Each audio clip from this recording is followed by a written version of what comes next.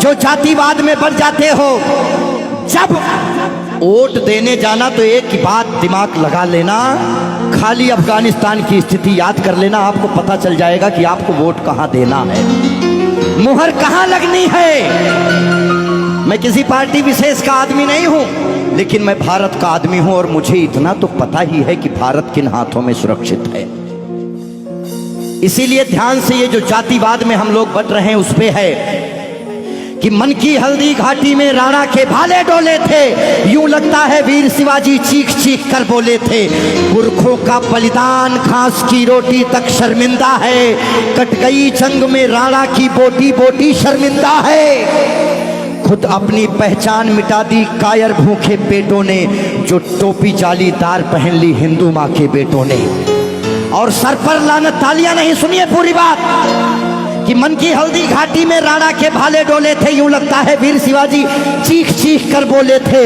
पुरखों का बलिदान घास की रोटी भी शर्मिंदा है, कट गई जंग में राणा की बोटी बोटी शर्मिंदा है। खुद अपनी पहचान मिटा दी कायर भूखे पेटों ने, जो टोपी जालीदार पहन ली हिंदू माँ के बेटों ने।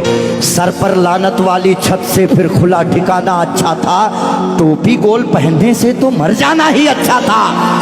मथुरा अवधपुरी घायल है, काशी घिर गई कराहों से, यदकुल गठबंधन कर बैठा कातिल नादिर शाहों से। मुंह से आह तलक ना निकली धर्म ध्वजा के फटने से, कब तुमने आंसू छलकाए गौ माता के कटने पे।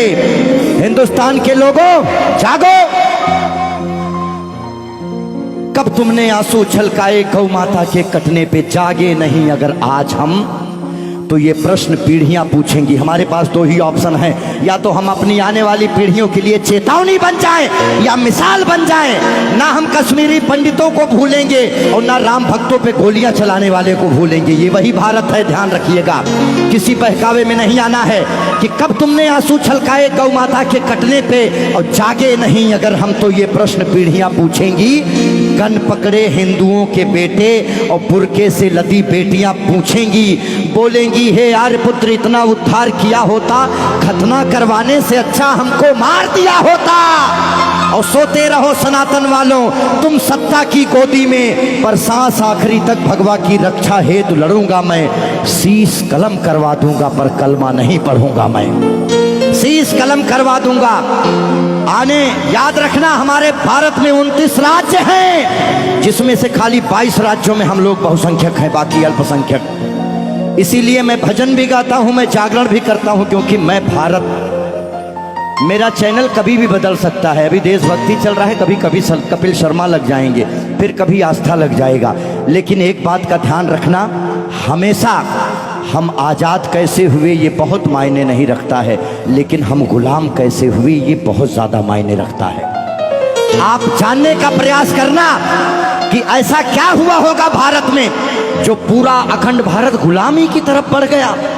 इस देश में जिनको चोर कहना था, जो मुगल भारत को लूटने आए, चाहे वो गजनी रहा हो, चाहे वो औरंगजेब, महान अकबर जिसको जिल्ले इलाही कहा गया, जिल्ले इलाही खुदा की परछाई को कहते हैं। और जो भारत के लोग अकबर को महान बताते हैं, जिल्ले इलाही शहंशाह अकबर, जिल्ले इलाही खुदा की परछाई को कहता है। ये कौन सा जिल्ले इलाही है जो दिल्ली में महिलाओं की मंडियां लगाता है, महिलाओं की खरीदी फरोश करता है? इतनी काली परछाई कौन से जिल्ले इलाही की हो सकती है?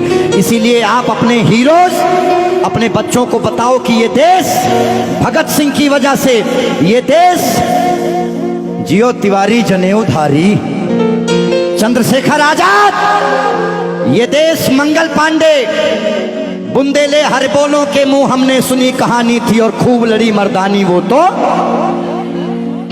हमारे यहाँ महिलाएं घूंघट करती हैं क्योंकि यहाँ लुटेरे आए भारत में, लूटे, डोलियां लूटे, महिलाओं के साथ दुराचार किए, जिसकी वजह से उन्हें पर्दे में रखा जाने लगा। भारत के लोगों, 2022 का चुनाव आपके सर पे है। मोहर लगाने से पहले सोच लेना कि भारत वाकई में किन हाथों में महफूज है। बाकी आगे आपकी मर्जी। बोलिए भारत माता की।